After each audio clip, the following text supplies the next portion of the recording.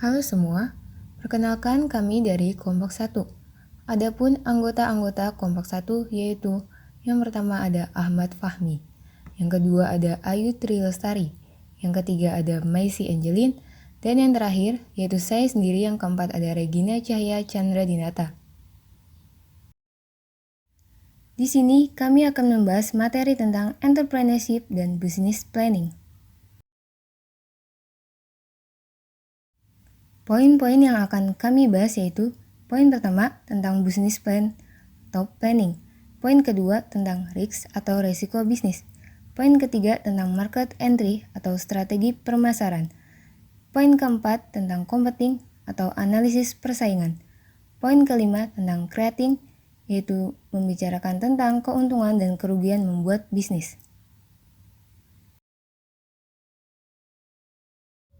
Poin 1, business plan. Apa itu business plan? Business plan adalah sebuah dokumen yang menjelaskan tentang bagaimana bisnis yang akan Anda bangun, lengkap dengan rencana tujuan apa saja yang ingin diraih, dan strategi untuk meraih tujuan tersebut. Jadi, bisa dibilang business plan ini akan menjadi petunjuk arah kemana bisnis Anda akan berkembang. Fungsi bisnis plan. Fungsi bisnis plan terbagi menjadi 3. Yang pertama itu mencari sumber dana atau investor. Yang kedua meminimalisir resiko kegagalan. Dan yang ketiga memperkirakan masa yang akan datang. Cara membuat bisnis plan. 1. Perbanyak riset. 2. Membuat company profile. 3. Tentukan tujuan bisnis. 4. Menyiapkan dokumen yang akan dibutuhkan. Kelima, menjelaskan barang dan jasa Anda secara rinci. Yang keenam, membuat marketing plan. Dan yang terakhir, sesuaikan dengan target pembacanya. Unsur-unsur yang ada di dalam bisnis plan. 1. Ringkasan eksekutif. Unsur ini menjelaskan tentang konsep bisnis, visi dan misi, serta tujuan dari bisnis tersebut.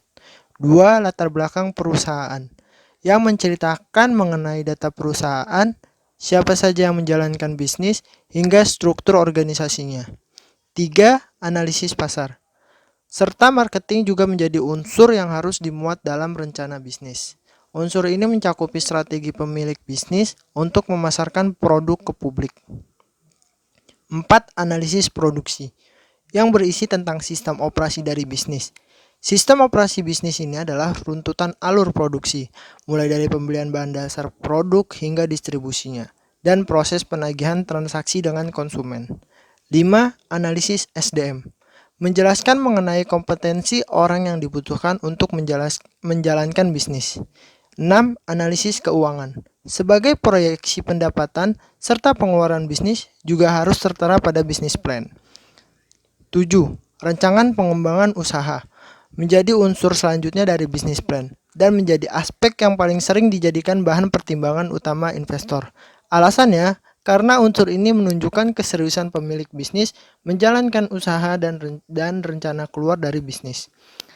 Yang terakhir, resiko usaha, menjadi unsur terakhir yang harus bisa dipaparkan oleh pemilik bisnis dalam rencana bisnis.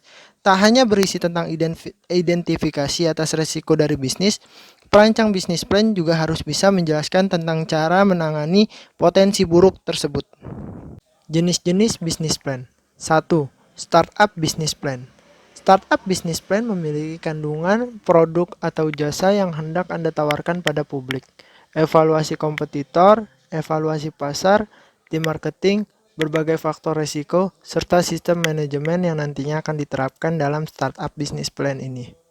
Startup business plan terdapat proyeksi-proyeksi tentang pemasukan, keuntungan, pengeluaran, dan juga arus kas begitu perusahaan berjalan.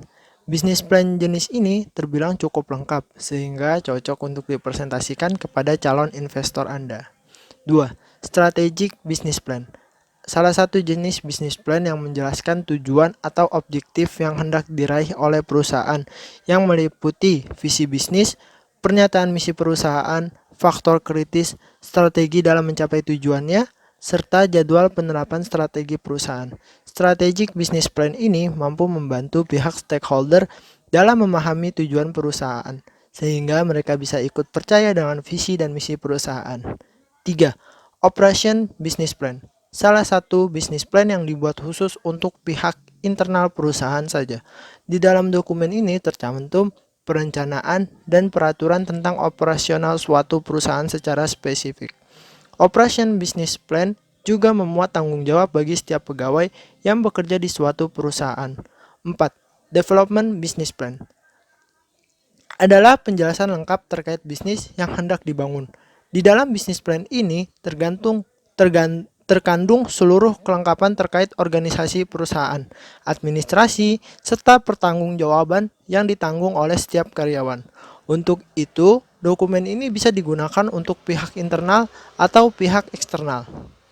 Yang terakhir, Growth Business Plan adalah bisnis plan yang di dalamnya terkandung perencanaan pengembangan perusahaan di masa depan. Dokumen ini dapat dimanfaatkan untuk kebutuhan internal maupun eksternal agar bisa mendapatkan lebih banyak modal dari investor. Poin kedua yaitu risk atau risiko bisnis. Risiko bisnis itu apa sih? Risiko bisnis adalah ketidakpastian yang dihadapi suatu perusahaan dan dapat menyebabkan kerugian atau bahkan kegagalan. Namun, kita dapat meminimalkan dampak tersebut dengan cara menambah pengetahuan dan memperdalam ilmu tentang risiko bisnis tersebut. Jenis risiko bisnis.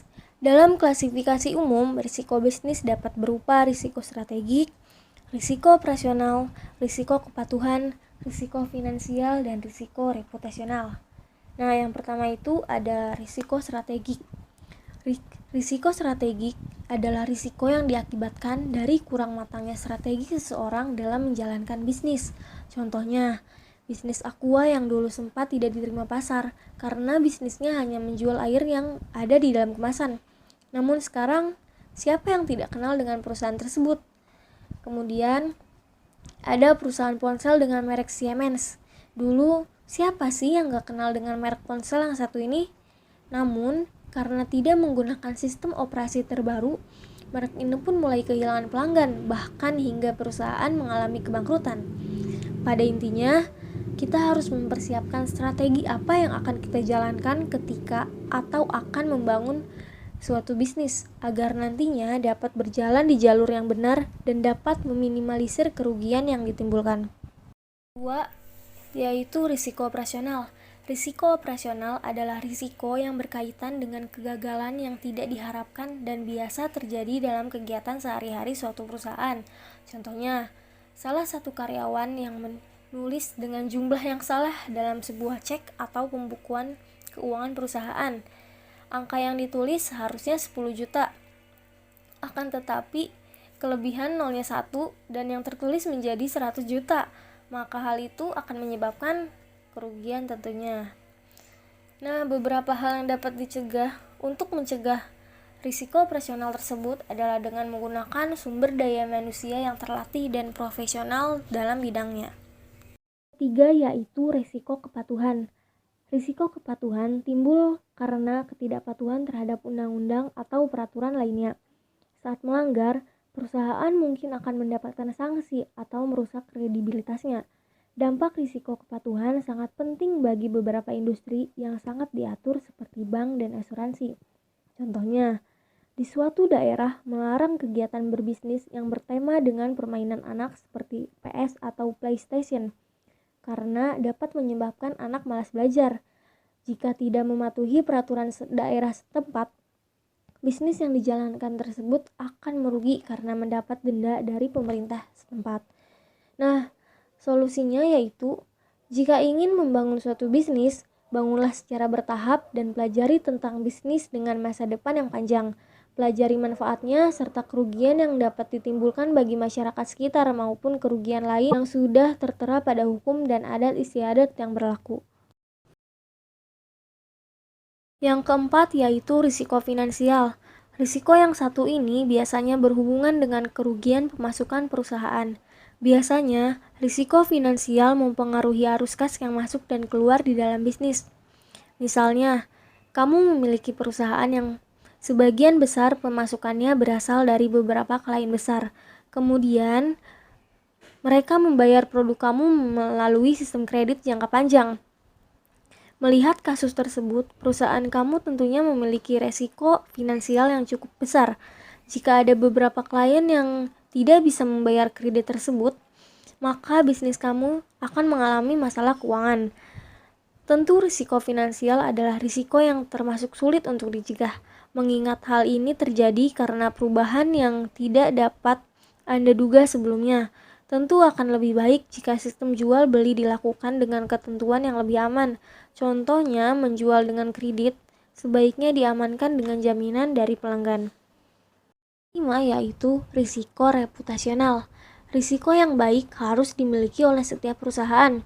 Jika nama baik perusahaan kamu tidak baik di mata masyarakat, maka akan menyebabkan kerugian. Salah satunya adalah berkurangnya rasa kepercayaan pelanggan.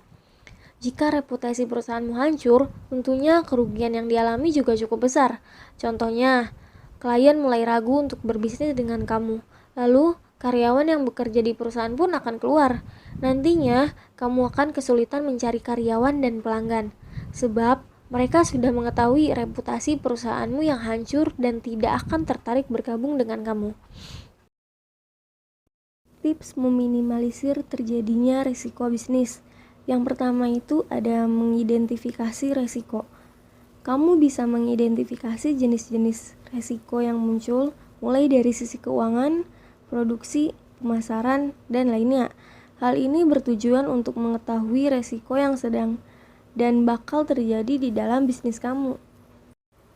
Yang kedua, ada menganalisa dampak kerugian.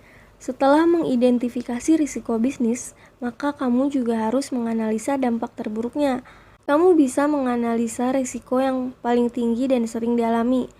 Carilah dampaknya terhadap dirimu sendiri, karyawan, kelangsungan hidup perusahaan, dan lingkungannya.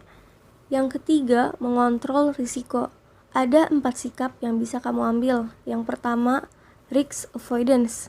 Sesuai dengan namanya, risk avoidance merupakan tindakan preventif atau mencegah. Metode risk avoidance berupaya untuk meminimalisasikan risiko yang dapat menimbulkan ancaman dengan cara menghindar, mitigasi melalui kebijakan dan prosedur, pelatihan, serta implementasi teknologi. Contohnya, perusahaan manufaktur menghentikan proses pekerjaan karena cuacanya yang buruk untuk mencegah pegawai-pegawainya mengalami kecelakaan. Atau perusahaan retail memutuskan untuk tidak melanjutkan mengumpulkan data pribadi konsumen untuk mencegah risiko pencurian data. Yang kedua, risk reduction. Metode risk reduction yaitu mengurangi risiko sekecil apapun untuk mencegah kerugian dan konsekuensi dari risiko tersebut dengan skala yang lebih besar terjadi. Contohnya, perusahaan asuransi yang mendaftar asuransi kesehatan. Mereka akan menyediakan perawatan kesehatan secara berkala atau voucher program kebugaran bagi peserta untuk mengurangi risiko penyakit yang bisa muncul kapan saja jika tubuh tidak bugar. 3. Yaitu risk transfer. Selain menghindari dan mengurangi risiko, kamu juga bisa mengalihkan risiko. Kamu bisa mengalihkan tanggung jawab kepada pihak lain dengan membayar jasa tersebut.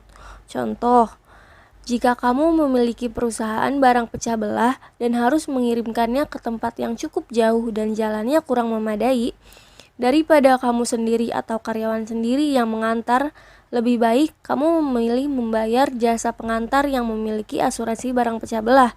Tentu risikonya akan kamu pindahkan ke pihak pengantar ini. Yang keempat, risk retention. Menerima artinya kamu hanya bisa merelakan kerugian tersebut terjadi. Sikap ini tentunya diambil jika tidak ada cara lain untuk menghadapinya. Contoh, jika kamu salah menghitung uang atau salah mengirim barang, tentunya kerugian mau tidak mau harus kamu terima. Perlu diingat, jika dampak kerugiannya terlalu besar, maka lebih baik menghindar daripada menerimanya. Kemudian selanjutnya, sumber risiko bisnis.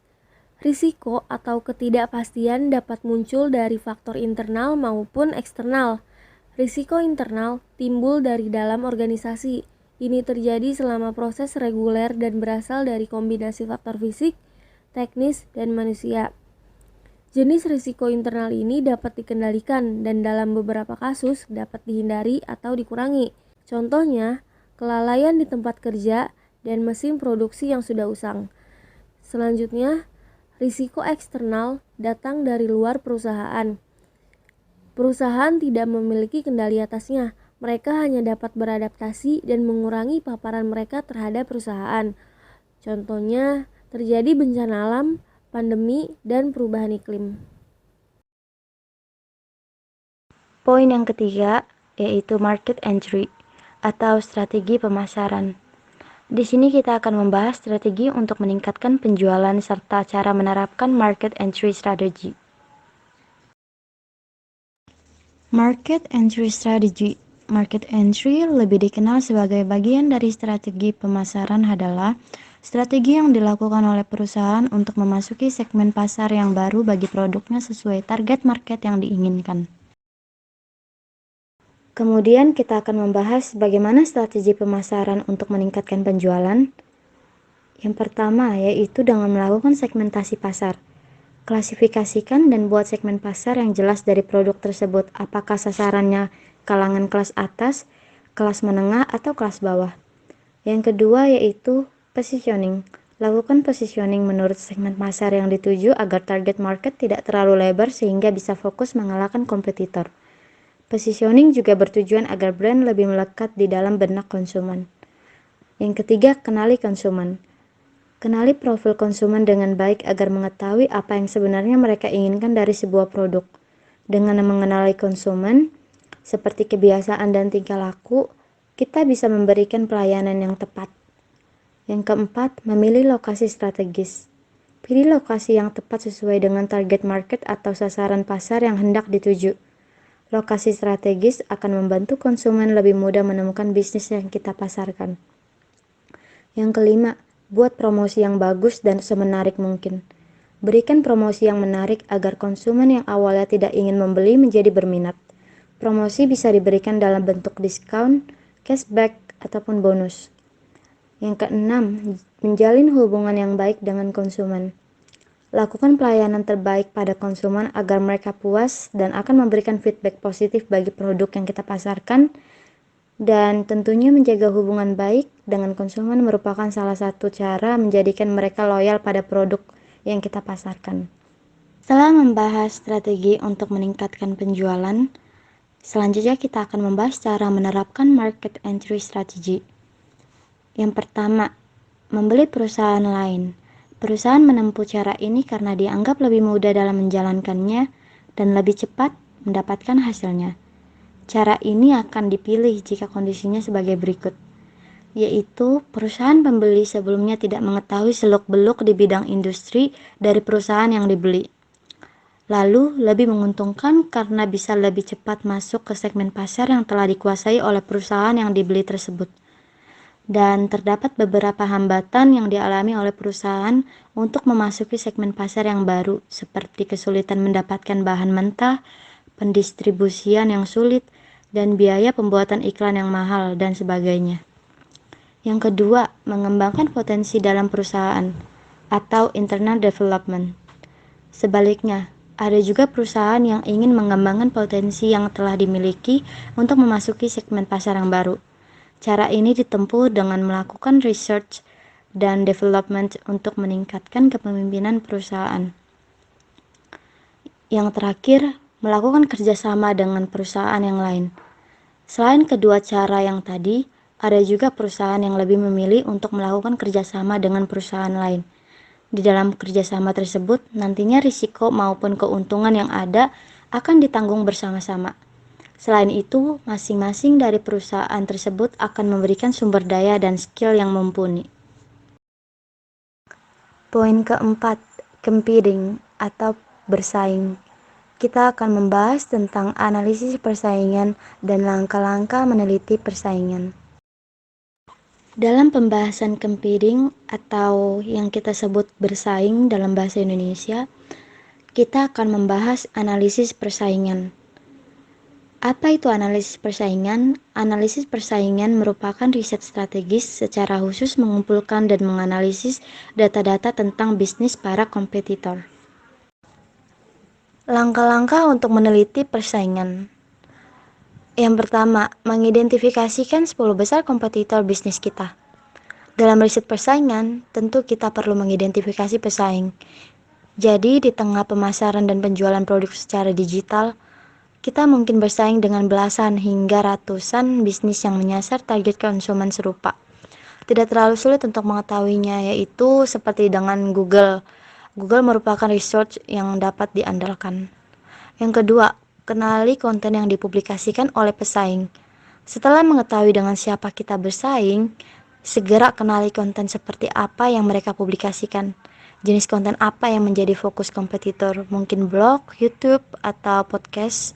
Pastikan kita juga mengetahui frekuensi publikasi konten serta topik yang diangkat. Bila konten pesaing sudah kita kenali, kita dapat mengetahui kualitas dan membandingkannya dengan konten milik kita sendiri. Dengan demikian, kita dapat mencari tahu peluang apa yang tersedia untuk mengungguli pesaing. Yang ketiga, identifikasikan market positioning kompetitor. Manfaat dari mengidentifikasi market positioning dari pesaing adalah kita dapat mengetahui permintaan pasar dan ekspektasi konsumen.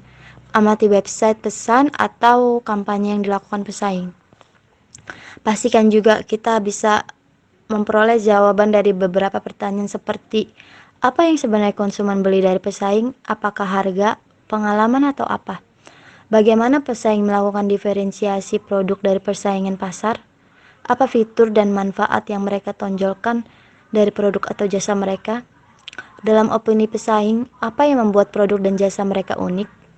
Pertanyaan-pertanyaan seperti itu dapat kita pahami siapa target pasar yang diajak bicara oleh pesaing.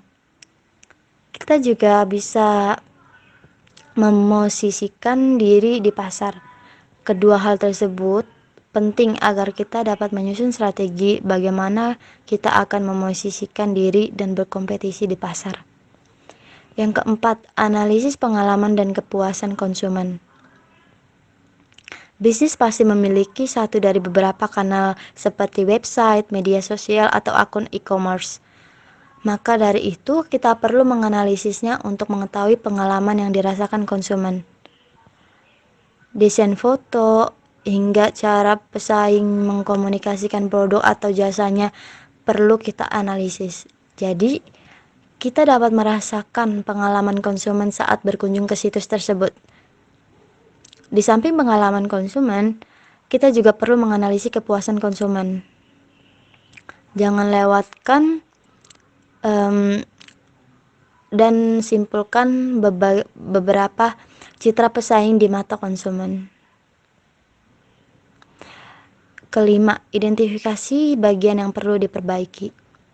Setelah melakukan analisis persaingan, saatnya kita mengerjakan pekerjaan rumah. Kita telah memiliki pemahaman yang lebih baik tentang hal-hal yang dilakukan pesaing. Gunakan informasi tersebut untuk mengidentifikasikan bagaimana bisnis kita yang akan kita perbaiki. Misalnya, jika selama ini bisnis kita mengandalkan pencatatan transaksi manual, kita bisa mulai mempertimbangkan modernisasi dengan melakukan aplikasi kasir online atau menggunakan aplikasi tersebut. Dengan seluruh informasi tersebut, kita juga dapat menyusun strategi yang menonjolkan kelebihan dari bisnis kita. Biasanya kelebihan ini merupakan kelemahan para pesaing. Poin kelima, creating business. Membahas tentang keuntungan dan kerugian dalam membuat bisnis sendiri. Kerugian membuat bisnis sendiri. Yang pertama, jam kerja panjang dan tidak pasti. Kedua, pendapatan bisa tak stabil. Yang ketiga, resiko harus ditanggung sendiri. Yang keempat, belajar tak ada akhirnya. Yang kelima, sering terlibat masalah keuangan. Keuntungan dalam membuat bisnis sendiri. 1. Keuntungan perusahaan adalah milik sendiri. 2. Kita bisa memperoleh status dan kepuasan. Yang ketiga, kita tidak bisa diperintah orang lain. Yang keempat, berhak mengambil keputusan sendiri. Yang kelima, kita dapat memilih usaha yang kita inginkan. Yang keenam, kita dapat mempunyai kesempatan berjiwa sosial, yaitu dengan memberi orang lain lowongan pekerjaan. Yang ketujuh, kita adalah bosnya.